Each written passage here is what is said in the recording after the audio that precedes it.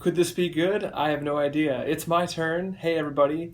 We are doing another consumption corner for today. Yay! Alrighty, so this one's going to be pretty quick.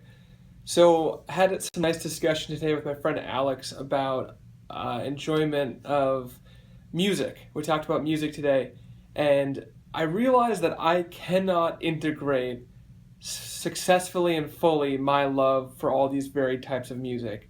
The way that I remember growing up is that when I was a kid, 8, 9, 10 years old, we listened to the radio, top 40, all that. I remember Hanson coming out and Spice Girls. I remember Eiffel 65 and Lou Bega. I remember Blink 182 in 6th and 7th grade, Green Day, all that sort of stuff. And then I started listening to, there was like what was played at school dances, there was like Backstreet Boys and Sync, and then kind of got into youth group in junior high and early high school and started listening to pop punk and Christian pop punk for that. From there, moved into harder stuff, moved into metal, moved into screamo, and then I backed into electronic music, which backed me into indie rock in college. And then that kind of led into just this amalgamation of every single type of music.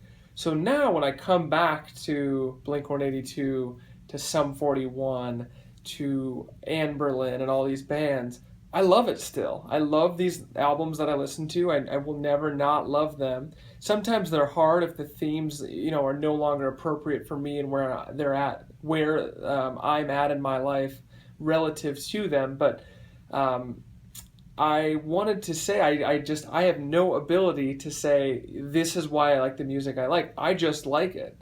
That's it. I'll call it the nostalgia factor. I can't defend liking Sum 41's album. Effectively, it was probably created in a lab by a bunch of, old rich,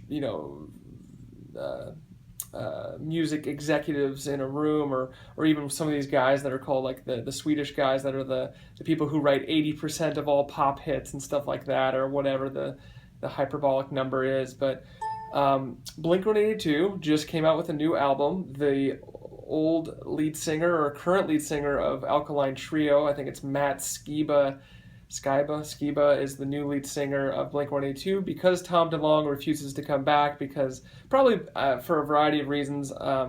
Maybe he isn't interested in playing the same sort of toilet pop punk rock that they've always played, or maybe he wants to do his sort of thing where he's the star of the show, or maybe the people who own the rights to Blink-182. I don't really know, but there was an album that came out 5 years ago.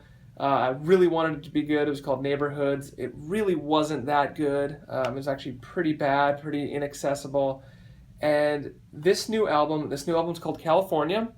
What would I give it out of 10? I'll give it the Pitchfork scale. I am sorry to do this. I'll give this album a 3.5 out of 10. And that's using the whole 10 scale. That doesn't mean like the worst albums get a 5, the best albums get it like an 8. No, like if I'm using the whole scale, this gets a 3.5.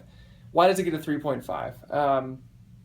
Blink-182 is trapped between doing the same thing they've always done forever, which is just create the same song, the same guitar riff, the same sort of melodic, anthemic melody.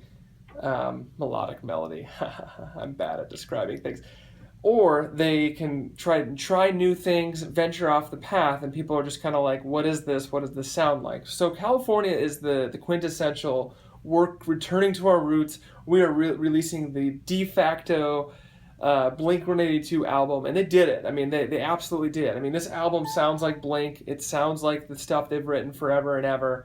But the fact is Blink-182 self-titled album came out, I think, in 2003, and it's 2016, guys. It's 13 years later. So all these people that grew up in high school thinking, wow, I'm in this suburban high school experience, and this is so, I gotta stick it to the man, but gotta make sure I still graduate with pretty good grades. That time has come and passed, and we're a different generation. So singing about being in a car and about Shooting Star and about midnight and taking flight, not only are the rhymes and the lines totally recyclable, but we've actually heard all of them before. I mean, these are regurgitated at this point. It's the way ants feed each other. Do you guys know that? Ants can actually regurgitate into each other's mouths if one of them gets food and the other doesn't. Anyway, that's what this album's doing, is it's like a bunch of ants spitting into each other's mouths of things that we've already tasted and already eaten before. And it's overwrought. It's already done. It's been done 100 times over. It's been done by younger, better bands that are hipper and more interesting, and they're effectively just cashing in on their name. And I don't know how I would access, as a 29-year-old, soon-to-be 30-year-old man, a Blink-182 album at this point. I don't really know. I think, honestly, maybe the same style of music, but with much darker themes. I think I would be interested in hearing a Blink-182 album where they're like, hey, we're in our late 30s and we've made toilet rock our entire lives.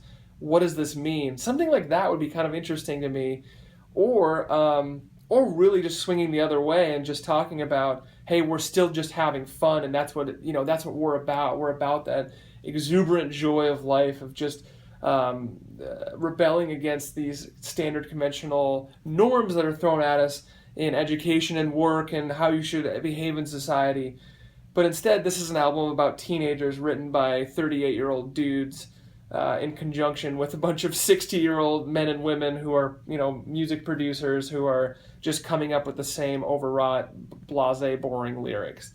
So I'm sorry, this album, it sounds like it should be good. It sounds like it's Blink-182, and I don't even care that they have a new lead singer, but it's the same thing. It's the same thing. It's nothing new, and I have to dock them for that, because if I really wanted this album, I'm just going to go back 13 years ago and listen to the self-titled, or, and even better, is 2001's Take Off Your Pants and Jacket. I mean, come on. I don't care if you're like, love music and you're so advanced and you listen to Coltrane and you're listening to advanced jazz every day. You listened to Take Off Your Pants and Jacket when you were like 14 or 13 and you loved it, okay? Admit it. Just admit it.